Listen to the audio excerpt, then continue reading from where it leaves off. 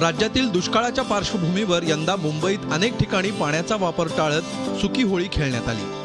बोरिवलीतील Greenwood society ही याला अपवाद नव्हती। या सोसायटीत फक्त रंगांची होळी खेळण्यात आली, पण त्याचबरोबर सोसायटीनं मुलांना रंगांचा खरा आनंद देण्यासाठी त्यांच्या हाती ब्रश आणि चित्र रंगवण्याचे रंग दिले। कॅनव्हास म्हणून सोसायटीच्या आवाराची भिंत होतीच, मग काय मुलांनीही मुक्त हस्ते भिंतीवर चित्र रंगवून आपल्या कलागुणांचा आविष्कार घडवला।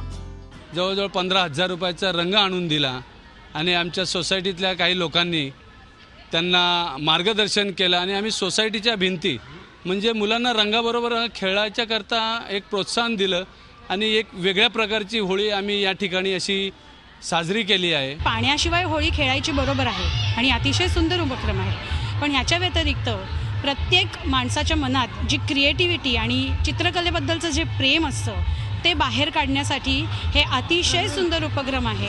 मुलांच्या हाती रंग आणि ब्रश येताच मुलांनीही मग भिंतीवर चित्र काढायला सुरुवात केली। कुणी आपल्या आवडत्या कार्टूनचं चित्र काढलं तर कुणी आपला आवडता प्राणी भिंतीवर रेखाटला। हे एक चांगला वे आहे।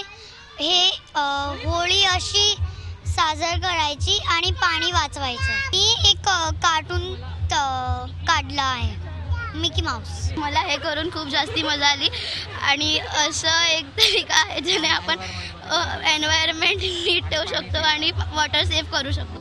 धुळवडीचा आनंद द्विगुणित करण्याबरोबरच सोसायटीतील मुलांच्या कलागुणांना वाव देण्याचा अनोखा उपक्रम ग्रीनवूड सोसायटीनं राबवला। मुंबईतल्या सोसायट्यांसाठीही हा उपक्रम प्रेरणादायी असाच आहे। व्हिडिओ जर्नलिस्ट फवादसह Deepak Bhatuse, Zee media, Mumbai. Zee 24 तास रहा एक पाऊल पुढे।